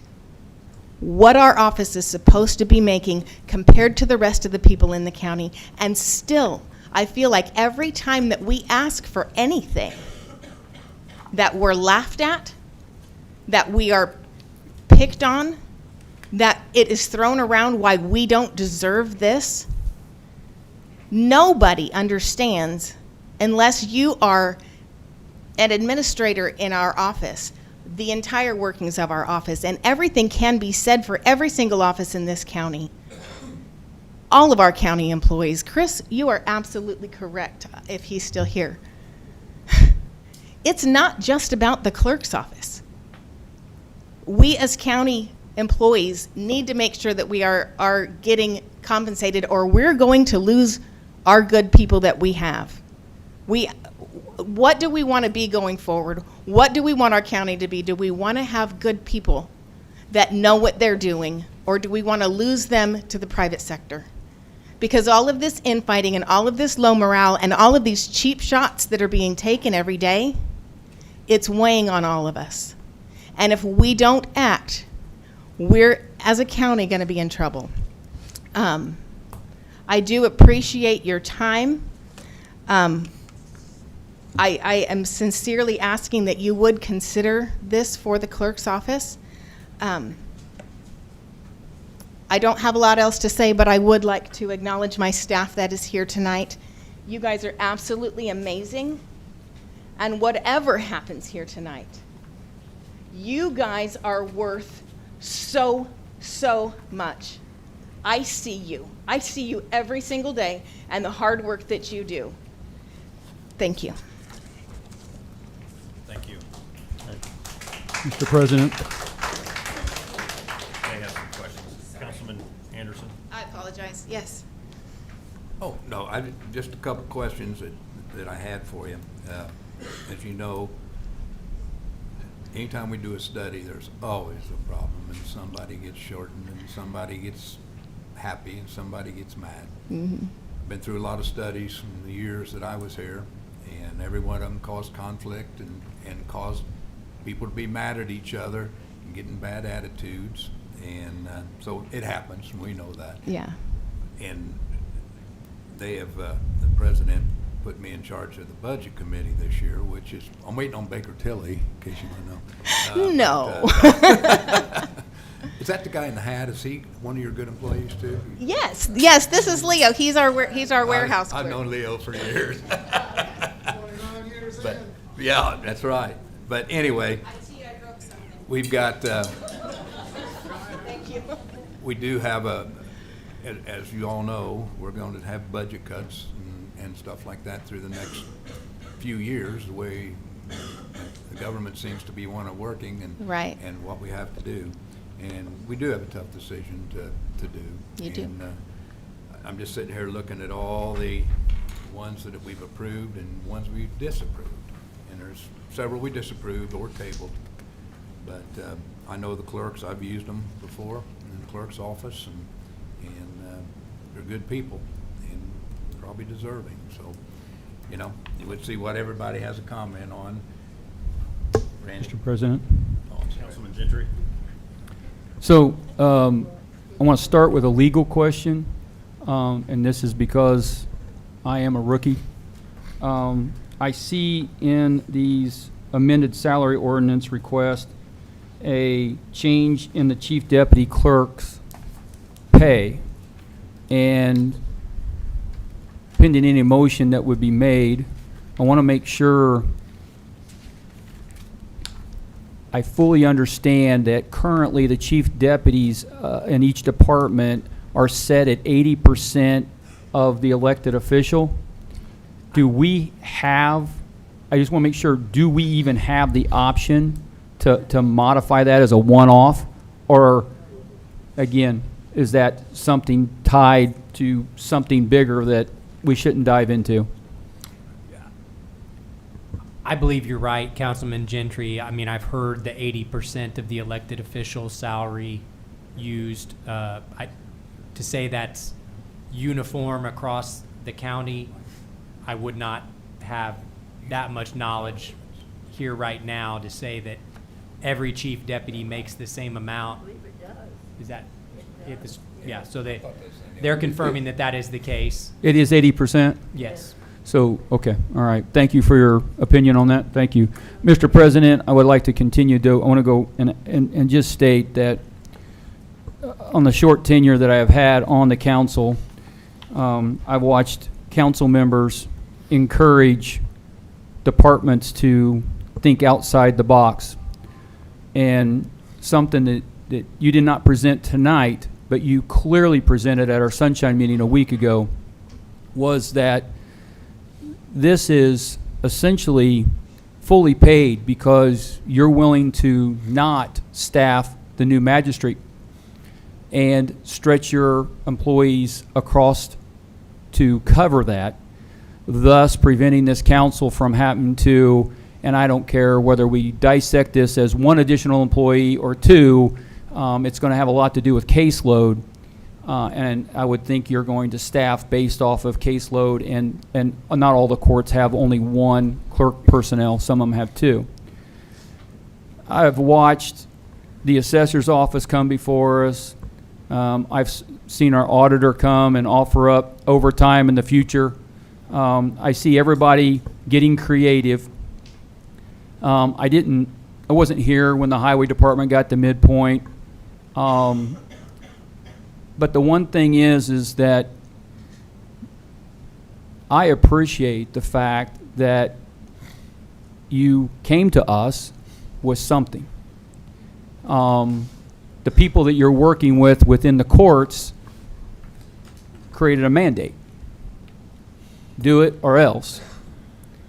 The one thing I like about what you've presented, and that some people want to debate as to whether it's valid or not, I think the numbers are there to get your employees to midpoint and doesn't cost the county anything. I think you presented last week that if you covered the magistrates, and if there's new numbers, I need to understand that, but it was like a net gain to the county not to hire two clerks for the magistrate. About $4,000. $4,000. I think it would be extremely foolish to think that we're going to get by not hiring additional staff to cover a legislative mandated new court. That's why I voted for it. We have to have the court. It's going to have to set up July 1st. So we're either going to pay one way or the other. I like the creativity of what you've got. And the fact that you invest the bond money while it sits there short term, make some money for the county. Sure, you don't have to do that. I don't know that fully equates into the whole program, but at least we know you're trying and you're doing things. Exactly. And again, been strong voice. We heard from Commissioner Schweitzer. What's fair is fair. This is part of seemingly a process to get everybody to midpoint. So kudos to you, kudos to your staff, and I appreciate your time tonight and presenting, and last week too. So. Thank you. Thank you. I'm small down Councilman here, Ellis. sorry. Just a couple questions. One is for you, and I'll direct one towards the attorney. So naturally, I think much like all of the commissioners, I think safely I could say all of the council wants to see all of the county employees to midpoint. I think that's something that we would all like to see. I know we would probably all like to be making a little more than we are, but that's not going to happen until everyone else is taken care of. Now, having said that, we are also charged with being fiscally accountable to the taxpayers. And so I want to kind of revisit what Councilman Gentry just said. Have you already looked into it, and you do know that in fact, if this is voted in, you are able to handle the other court without new staffing? Yes. Okay, and that's a commitment you are making Yes. tonight? Okay. Yes. And then my question for council would be back to the 80% rule. If that is in fact a rule, which of these two numbers that are down here fall into the 80%, and are we voting on that? Yeah, I don't, I mean, I understand it is a rule. I don't think it is law.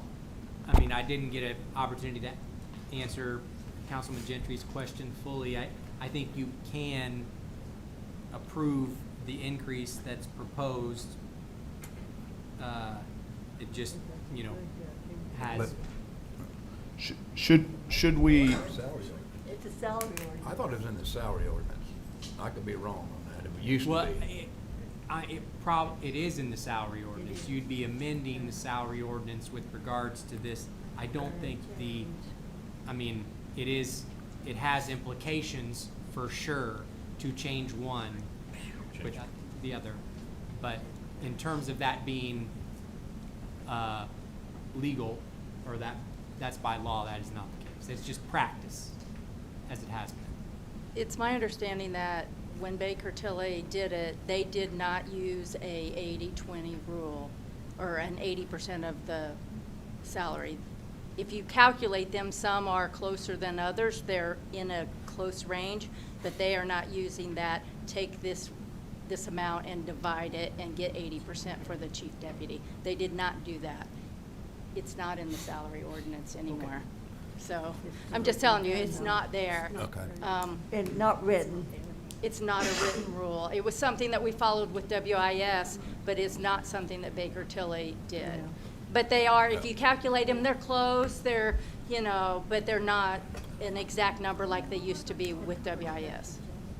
So, can I explain the 3% thing? Certainly. The one thing that a lot of people don't know, there are some people who know because they've investigated this, but the 25% section got 2 raises. They were both 3%. No other group, I didn't decide this, it wasn't me, but that's the way they did the salary at the time, the salary ordinance at the time. Nobody else got so the median did not go up 25%, or go up 3%, only the 25. The next year, 24, both groups went up 25%. Well, all of them went up 25%. There's nobody in the other two, any other ones but those two. So there's only a 3% increase. And that is what Kevin's people are paid, only 3% increase. Okay. I just wanted to make that clear because Kevin's people were paid without, yeah, they were only paid a 3% increase above, I mean, that group, and his people fall in there, so that's why. So the correct dollar amounts, do you have those in front of you? If I give them to you? I have the ones I calculated yeah, I do. Let me make sure I'm on the right line. Deputy clerks, 2428. The midpoint, 2428, yes. Is that correct? Yes. And then 2754 for the assistant supervisors. Correct. And 2933 for the supervisors. Yes. Okay. And I think what's being asked is the 2525 for the deputy clerks, 2864 for the assistant supervisors, and the 3050 for the supervisors. Correct? Well, it's handout she gave. Yeah, I believe she figured those with 3% raises, or a 4% 3, but 4% to 3. that first never went anywhere but the 25 percentile. The reason that happened was because at the time the highway department had been paid a higher rate because they went to the midpoint. They agreed not to take a 3% raise in 23 or 24. That was in 23 and 24. That's why nobody moved but the 25 percentile group. And they Thank were the you. only ones that were in the midpoint. It does make sense. Very confusing, I know, but that's how they did it. So David, to clarify, sorry, President. Yes. Are these the numbers that we are voting on, or they are not the numbers we are voting on? The way it is correct currently in the salary ordinance. Well, let me make sure. And if I can just say, if Kara's numbers are the true midpoint, I'm fine, that's fine, that's what we're trying to get to, is the midpoint. I just was not, I did not know how those were calculated. So what you have in your amended ordinance, amended salary ordinance, are those the correct numbers? Have you seen the amended? No, I don't know what she gave you. So I believe what we're voting on, amended salary ordinance 2025-17, changing from 2271 for deputy clerk to 2428, correct? Is Yes, that right? I am fine with that. And from 2576, the assistant supervisor to 2754. And the supervisor from 2743 to 2933. Which is the way it's written in this salary, in what we're voting on, correct? Right. Am I looking at That's what's written here. Okay, all right, all right, all right. I guess my question was, is this correct? So, page 14 is correct. Okay. And the chief deputy amount's a little different. I don't know how you calculated yours, but. I left it off because Okay. I didn't know. Yeah. Yeah. Mr. President, may I make a motion? Stand by, it is on here. The Oh, chief it's on the original one from last week, yes, but when I looked at that, whether we were going 80%, so I want midpoint as well, whatever that proper number is. So you want the chief deputy to be at midpoint, which is, Are you suggesting you've left it off, though, for this, for what we're voting on today? Are we not voting on that? No, I left it off of the sheet that I was showing you, that I can do math. Okay. That's what I left it off of.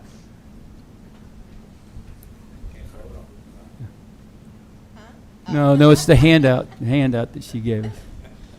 Mr. President, I'd like to make a motion. Councilman Gentry? I would like to make a motion that we accept the amended salary ordinance as presented in page 14 of the council's book, which agrees that we would pay the staff midpoint at the clerk's office. The motion will also state the clerk office shall not hire any staff for the magistrate, the new court,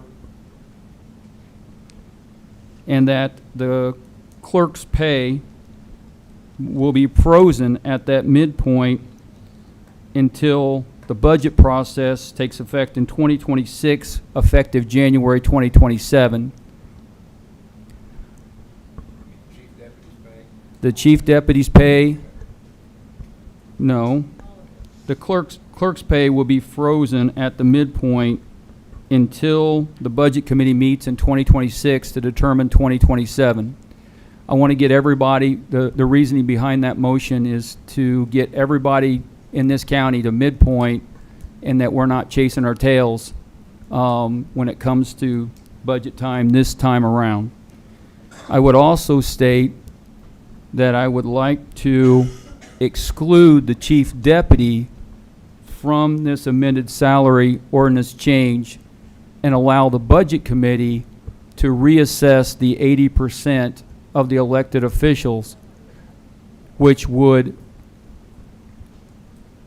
allow all chief deputies to move in unison rather than try to do one chief deputy one particular way and other chief deputies another way. That's my motion. question, Councilwoman Wilson? Can that happen? Can we eliminate one more comment?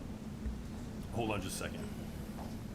Was that from Michael? Yes, from Michael, I'm sorry. Can we eliminate a portion of I it? think if you wanted to do that, you would need to make a motion to amend the salary ordinance, and that would have to be voted on independently, and then that would allow you to approve the amended salary ordinance as you suggested, but I don't know that you can prove it subject to removing something from it. Karen, did you have a question? Right now, if you're keeping with the Baker Tilly plan, right now they are in a grade. Most of them are in a grade 12.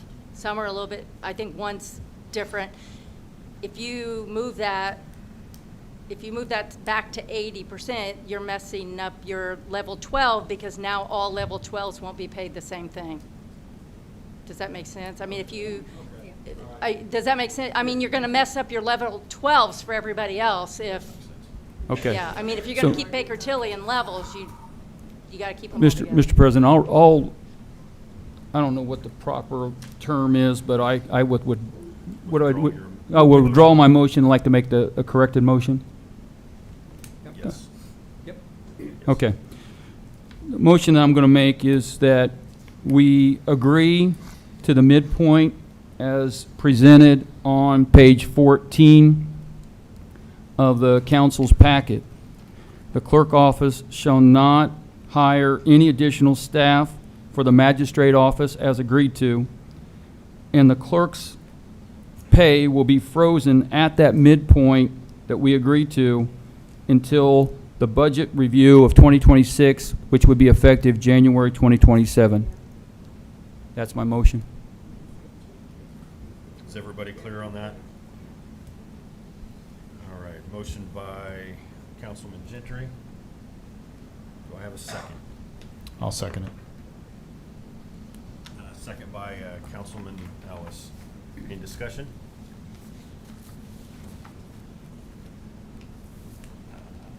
Roll call vote, please. Randy Gentry, Aye. Nancy Alsop, Aye. Brenda Wilson, Aye. Steve Ellis, Aye. Vicky Wager, Brad Anderson, Aye. David Thompson. Aye. Motion passes 7-0. Thank you. Last one, additional appropriation 2025-38, clerk's office, pay increase request. That is on page 16. This is the same as the prior three. Make a motion to approve? Motion by Councilman Gentry, second by Councilwoman Wilson. Any discussion? Roll call, please. Randy Gentry, Aye. Nancy Alsop, Aye. Brenda Wilson, Aye. Steve Ellis, Aye. Vicky Wager, Brad Anderson, Aye. David Thompson. Aye. Motion passes 7-0. All right, honorary resolutions, there are none.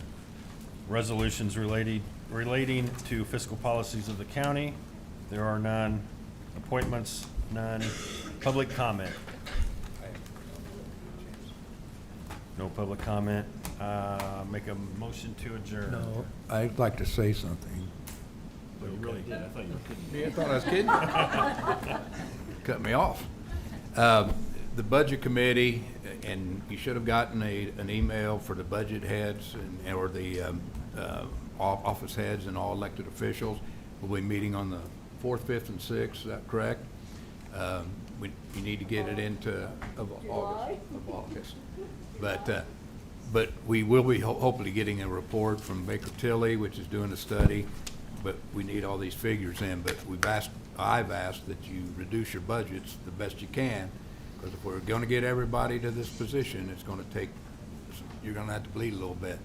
So, but anyway, those are set up. Get a hold of the assistant and our assistant for the council and set a schedule. And we've got a schedule going, so hopefully we'll get that done. We're giving everybody 20 minutes to go through it, and we'll go from there. Thank you. Councilwoman. Just one thing I want to say, don't have low morale, have high morale. Love your county, love your fellow workers. Put a smile on your face and think kind thoughts and don't hate us. This job really sucks, you guys.